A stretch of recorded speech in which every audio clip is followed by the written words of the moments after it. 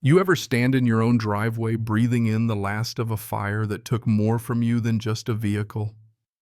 Because that's where I was when Patricia, our fearless HOA president, marched up lips pressed thin and said, "You'll need to remove it by Monday, or we'll have it towed and fined."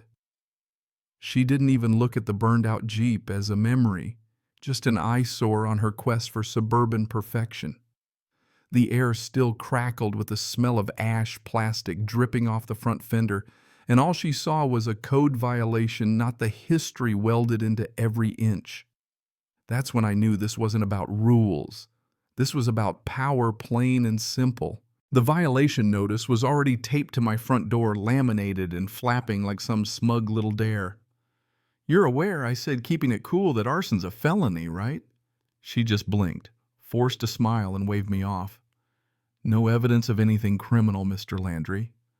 You left a commercial vehicle in your driveway. That's the issue." "Oh, sure."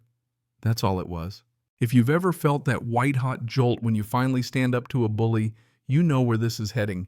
Stick around, because this showdown, my showdown, turned into something no one on that board saw coming. See, I'm not just a homeowner.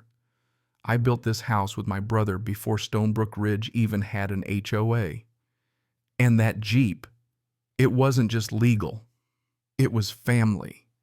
Patricia Carmichael had just declared war on the last thing my brother and I built before he died.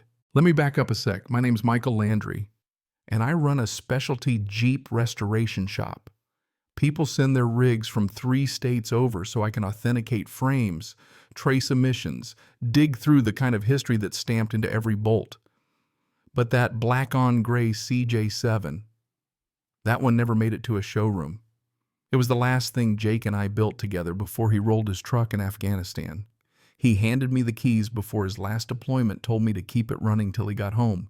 He didn't get that chance. So, yeah, maybe I parked it in my driveway after its final tune-up just so I could see it right where we dreamed it would be. And that's when it burned, just hours before Patricia and her laminated violation showed up.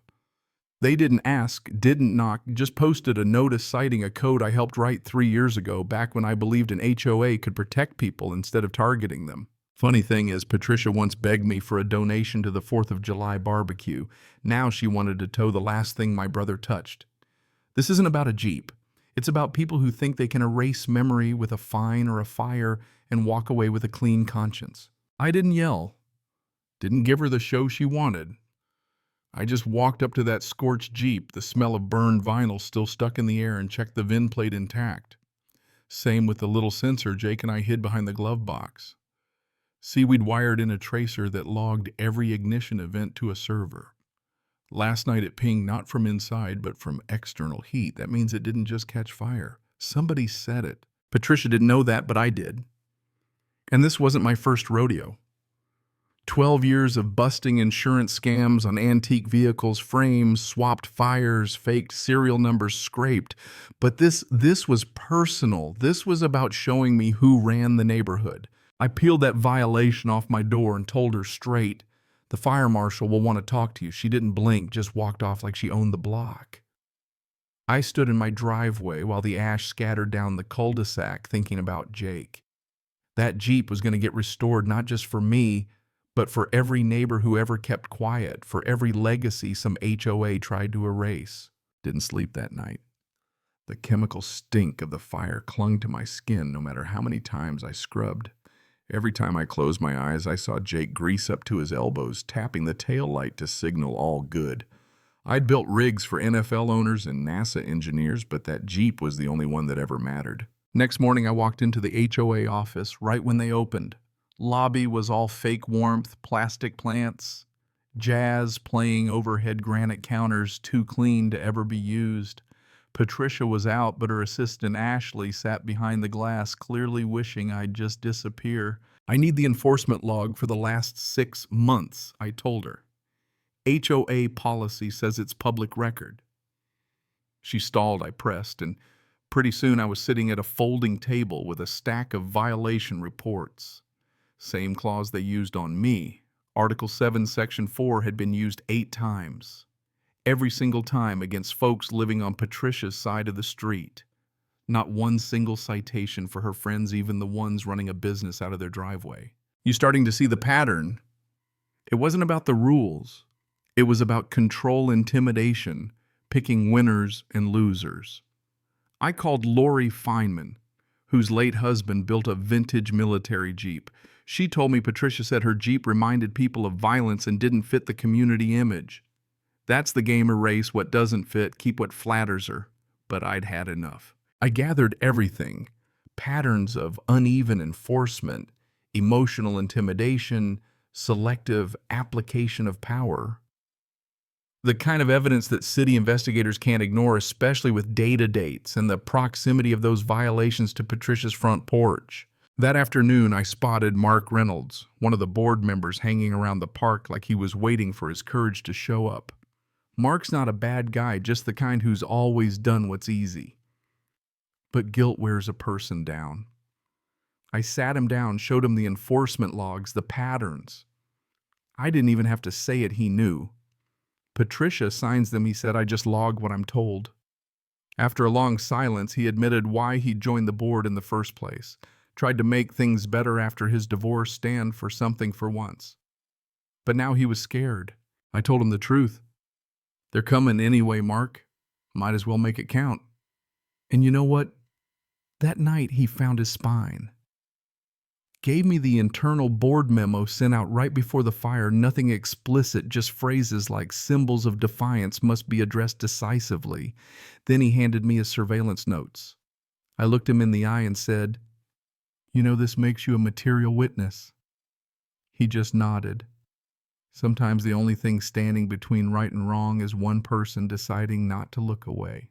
Now, armed with all that, the memo, the logs, the timelines, I went to the county clerk. Turns out Patricia's enforcement authority never got city approval. Her towing threats were empty. Her amended rules, nothing but smoke. Even the zoning overlays proved my Jeep was parked legally out of sight, no safety risk. I called Dana Cortez, the fire marshal investigator, and handed her the whole packet. She didn't flinch. "We'll do our part. You do yours. Don't touch a thing till we finish." That's when it turned ugly. I came home and found a note tucked under my canopy. No name, just 4 words. "This is your warning. No more code violations." Now it was threats, witness, intimidation. I logged it, bagged it, handed it off. They thought they could scare me into folding, but if you've ever built something with your own hands and watched somebody try to burn it down, you know, it just makes you dig in harder. And so the fire marshal's team showed up, cameras, sensors, sampling gear. Neighbors peered through blinds, phones out. Patricia watched from her porch, trying to look above it all, but Mark stood right there on his driveway, arms crossed, making sure she knew he was done being silent.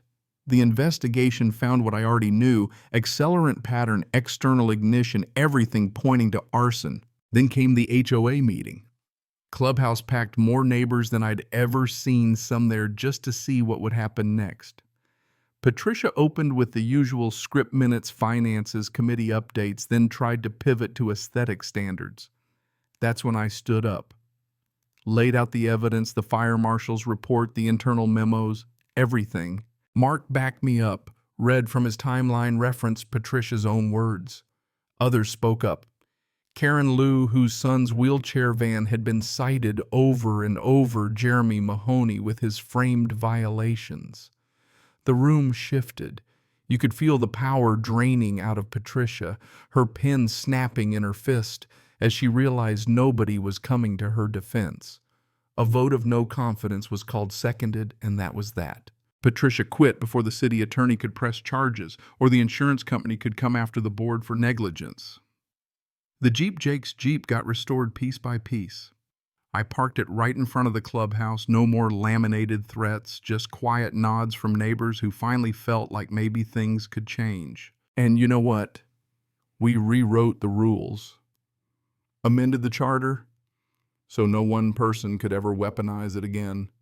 The same board that tried to erase my brother's memory ended up protecting every homeowner who came after. The Jeep stayed out front for a week, the words "Built to Last" shining on the side panel. And one Sunday, I drove out to the old ridge where Jake and I used to test the suspension parked up top and let the engine tick in the silence. Before I left, I pulled the last violation notice from the glove box, folded it, and burned it right there on the gravel. Not for revenge, just for closure. So here's the real question. What would you have done if they came for something that mattered to you? If you've got a story like this, drop it in the comments. Hit subscribe, share your thoughts on justice and HOA power, and let me know where you're watching from. Because sometimes they come for your yard, sometimes they come for your Jeep, and sometimes they pick the wrong damn driveway.